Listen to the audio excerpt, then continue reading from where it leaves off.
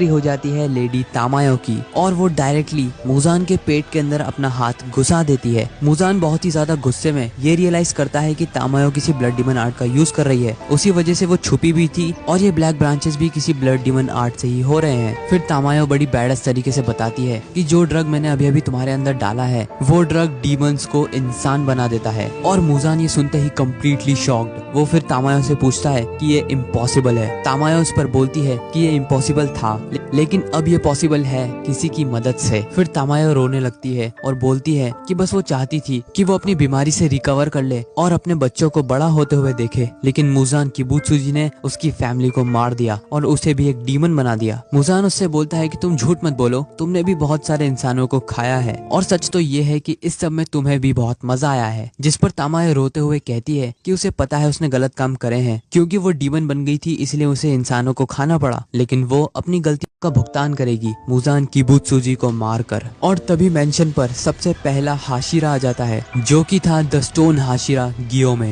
वो अपने वेपन से मुजान पर हमला करता है और एक ही झटके में वो आधे मुजान की बॉडी को खत्म कर देता है। 23 साल की बहुत कम उम्र में कगाया ओबयाशिकी फाइनली मारा जाता है। मांगा के ऑथर हमें बताते हैं कि कगाया हर दिन उन सारे डीमन स्लेयर्स की ग्रेव पर जाता था जिन्होंने अपनी लाइफ मुजान को मारने के लिए डेडिकेट कर दी, लेकिन उसमें नाकामयाब रहे। वो हर दिन सभी की ग्रेव पर जाता था और हर किसी के नाम को जानता था। फिर गियोमे को याद आता है जब वो पहली बार कगाया से मिला था तब कगाया सिर्फ 14 साल का था और गियोमे सिर्फ 18 साल का था। जब कगाया पहली बार गियोमे को देखता है तब वो देखते से ही बता सकता था कि गियोमे ने उन बच्चों को नहीं मारा था। गियोमे बताता है कि कगाया की आवाज इतनी ज्यादा सूदिंग और सुंदर थी कि गियोमे कगाया की आवाज से ही उसके नेचर को पहचान गया था। जब गियोमे आखिरी बार कगाया से मिला था तब कगाया जानता था कि मुजान जल्द ही आएगा और क्योंकि गियोमे सबसे ताकतवर था इसलिए कगाया की उम्मीदें गियोमे से सबसे ज्यादा थी कि वो मुजान किबुत्सुजी को मार देगा। अब ऑब्वियसली कगाया जानता था कि तुम मुजान का हाथ काट दो या सर, लेकिन वो नहीं मरने वाला, वो वापस से खुद को रीजनरेट कर ही लेगा, लेकिन उसे मारने का भी एक तरीका है और वो है सनलाइट। तो सारे हाशिरास का काम है मुजान को सनलाइट में लाना और मुजान किबुत्सुजी को खत्म करना। फिर हम देखते हैं कि मुजान किबुत्सुजी खुद के सर को वापस से रीजनरेट कर लेता है। मुजान अपने ब्लड डीमन आर्ट से गियोमे को मारने की कोशिश करता है, लेकिन गियोमे उसे आसानी से डिफ्लेक्ट कर देता है। तभी वहाँ पर सानेमी आ जाता है और गुस्से में मुजान की तरफ देखकर चिल्लाता है और बोलता है कि फाइनली अब वो मुजान को खुद अपने हाथों से मार सकता है। और तभी वहाँ पर बहुत सारे हाशिरास पहुँच जाते हैं और तभी गियोमे अनाउंस करता है कि ये जो बंदा तुम लोगों के सामने खड़ा है ये है मुजान किबुत्सुजी, क्योंकि इससे पहले किसी ने भी मुजान को नहीं देखा था। सारे लोग मुजान का नाम सुनते ही शॉक हो जाते हैं और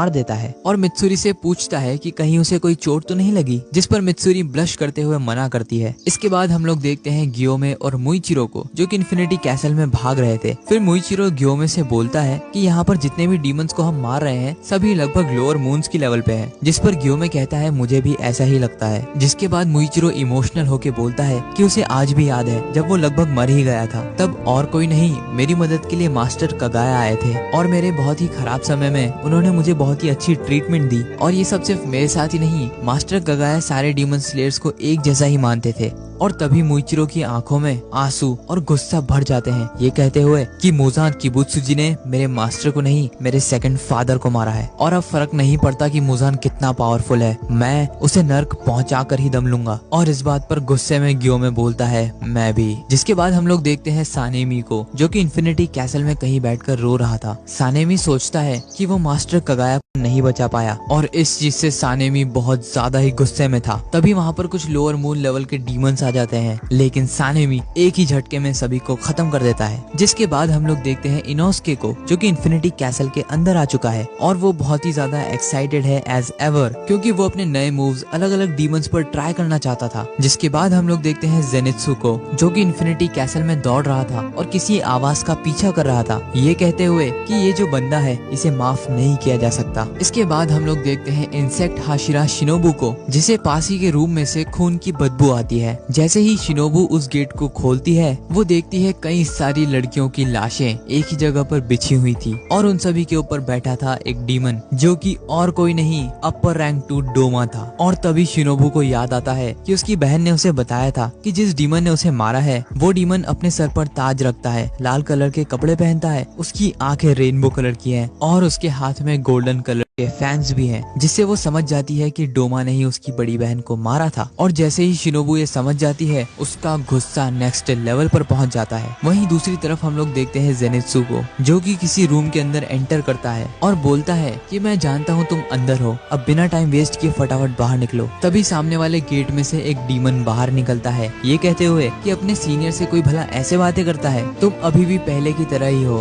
डरपोक जेनित्सु। इस बात पर जेनित्सु गुस्से में बोलता है कि अब काइगाकू उसका सीनियर नहीं है, अब वो एक डीमन है, यानी कि उसका दुश्मन। दूसरी तरफ हम लोग देखते हैं कि तांजीरो और गियू इन्फिनिटी कैसल में भाग रहे थे और इन्फिनिटी कैसल बार बार दोनों डीमन स्लेयर्स को अलग करने की कोशिश कर रहा था। तभी वहाँ पर डीमन स्लेयर्स का एक कौवा आ जाता है और सारे डीमन स्लेयर्स को ये बताता है कि कोचो शिनोबू अपर रैंक 2 डोमा से लड़ती हुई मारी गई है। शिनोबू की मौत की खबर जैसे ही डीमन स्लेयर्स को मिलती है, वो सभी शॉक रह जाते हैं। तांजीरो खुद को रोने से रोकता है और बहुत ही